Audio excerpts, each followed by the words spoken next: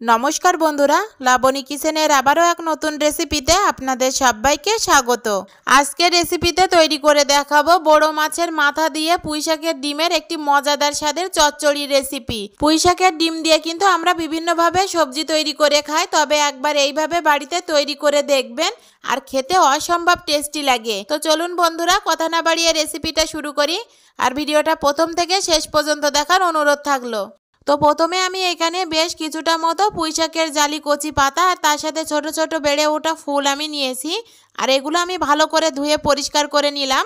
আপনারা চাইলে কিন্তু এখানে পুঁইশাকটা স্কিপ করে শুধু পুঁইশাকের ডিমটা দিয়েও কিন্তু এই মাছের মাথা দিয়ে খেতে পারেন। আর আমি এখানে নিয়েছি বড় সাইজের একটা সিলভার কাপের মাছের মাথাটা আমি দুই ভাগ করে কেটে ধুয়ে পরিষ্কার করে নিলাম। আর এখানে দিয়ে দিলাম হাফ চামচের মতো লবণ, হাফ চামচের মতো হলুদ গুঁড়া দিয়ে মাছটা আমি ভালো করে লবণ হলুদ মাখিয়ে নিলাম। এবার আমি মাছটা ভেজে নেব, তার জন্য উনুনের পরে কড়াইটা বসিয়ে দিলাম। কড়াইটা দেওয়ার পরে এখানে বেশ পর্যাপ্ত পরিমাণ আমি সরিষার তেল দিয়ে দিলাম, আর আমি এখানে সরিষার তেলটা দিয়ে মাছটাও ভাজবো আবার রান্নাটাও করব। আপনারা চাইলে সরিষা তেলের পরিবর্তে এখানে সয়াবিন তেল দিয়েও রান্না করতে পারেন। তো তেলটা কিন্তু আমার ভালো মতো গরম হয়ে গেছে। এবার এক এক করে আমি মাছের মাথাগুলো তেলের পরে দিয়ে দিলাম।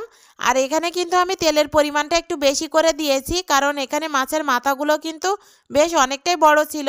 আর মাছের মাথাগুলো যদি এইভাবে বুড়ো তেলে মুসমুসি করে ভেজে নেওয়া যায় তাহলে খেতে কিন্তু বেশ ভালোই লাগে। আর এদিকে মাছের মাথাগুলো আমি বেশ লাল লাল করে একটু ভেজে নিয়েছি। এবার মাছের মাথাগুলো খুন্তি দিয়ে একটু ভেঙে দেব, দিয়ে ভালো করে আবারও 2 থেকে 3 মিনিট একটু মুসমুসে করে ভেজে নেব। তো মাছের মাথাগুলো খুন্তি দিয়ে একটু ভালো করে ছাড়িয়ে দিলাম, দিয়ে এবার ভালো করে একটু ভেজে নেব। তো মাছের মাথাগুলো কিন্তু আমার ভালো করে ভাজাও হয়ে গেছে। এবার আমি প্লেটে মাছের মাথাগুলো তুলে নিলাম। তো মাছের মাথাগুলো আমার তুলে নেওয়া হয়ে গেছে। এবার এখানে যে তেল ছিল এই কড়াতেই কিন্তু আমি এবার রান্নাটা করব।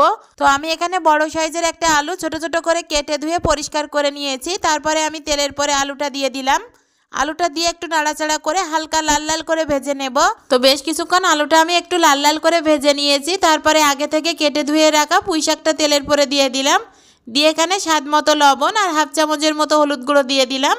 দিয়ে এখানে অল্প একটু জল দিয়ে দেব, যেন তলায় লেগে পুড়ে না যায়। তো জলটা দেওয়ার পরে একটা ঢাকনা দিয়ে আমি 10 মিনিটের মতো সেদ্ধ করে নেব। 10 মিনিট পরে ঢাকনাটা তুলে দিলাম। তো ঢাকনাটা খুলে নেওয়ার পরে দেখেন পুঁইশাকটা কিন্তু আগে থেকে অনেকটাই কমে গেছে, আর পুঁইশাক থেকে কিন্তু বেশ কিছুটা পরিমাণ জলও ছেড়ে দিয়েছে। তো আমি একটা খুন্তি দিয়ে আবার একটু নাড়াচাড়া করে দিলাম। নাড়াচাড়া করে দেওয়ার পরে ঢাকনা দিয়ে আরও 10 মিনিটের মতো আমি সেদ্ধ করে নেব। তো 10 মিনিট পরে ঢাকনাটা তুলে দেওয়ার পরে দেখেন জলটা কিন্তু পুরোপুরিভাবে শুকিয়ে গেছে, আর এদিকে আলুটাও কিন্তু বেশ মোটামুটিভাবে সেদ্ধ হয়ে গেছে। এবার আলু আর পুঁইশাকটা একটা পাত্রে আমি নামিয়ে নিলাম। তারপরে আমি কড়াইটা আবারও কিন্তু ধুয়ে পরিষ্কার করে উনুনের পরে দিয়ে দিলাম। দিয়ে আগে থেকে মাছ ভাজার তেল ছিল বেশ কিছুটা পরিমাণ, সেই তেলটা আমি দিয়ে দিলাম।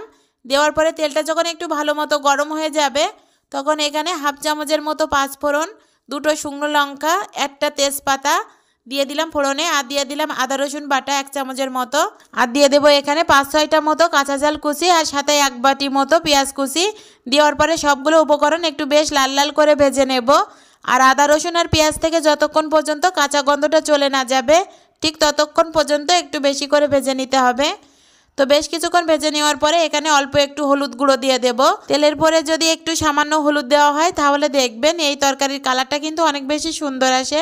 আর দিয়ে দেবো এখানে হাফ চামচের মতো জিরে মরিচের গুঁড়া। তারপরে আমি সমস্ত উপকরণগুলো আবার একটু ভালো করে কষিয়ে নেব। তো বেশ কিছুক্ষণ কষানোর পরে সেদ্ধ করে রাখা পুঁইশাকটা আমি মশলার পরে দিয়ে দিলাম, দিয়ে ভালো করে একটু কষিয়ে নেব।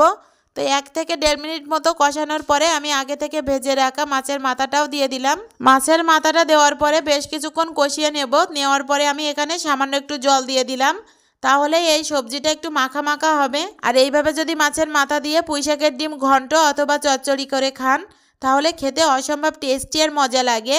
তো এবার এখানে আমি মেন একটা মশলা দেব, যেটা এই পুঁইশাকের চচ্চড়িতে দিলে খেতে আরও বেশি টেস্টি লাগে। তো এখানে আমি দিয়ে দেব সাদা সরিষা বাটা, আর দিয়ে দিলাম এখানে 1 চামচের মতো চিনি।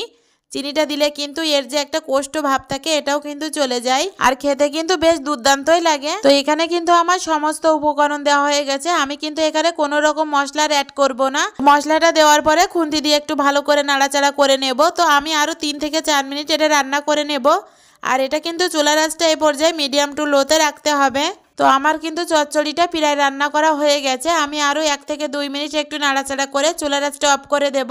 আর আপনারা কিন্তু সবজিটা নামানোর আগে অবশ্যই একটু টেস্ট করে দেখবেন যে সব কিছুতে ঠিক আছে কিনা। তো আমার কিন্তু এখানে সব কিছুতে পারফেক্ট ছিল। তো এবার আমি সবজিটা একটা প্লেটে পরিবেশন করে আপনাদেরকে দেখিয়ে দিচ্ছি, তাহলে আপনারা বুঝতে পারবেন। তো দেখেন সবজিটা কতটা টেস্টি আর ইয়ামি হয়েছে, দেখে কিন্তু সবারই জিভে জল চলে আসবে। আর খেতে কিন্তু আসলেই দুর্দান্তই হয়েছিল।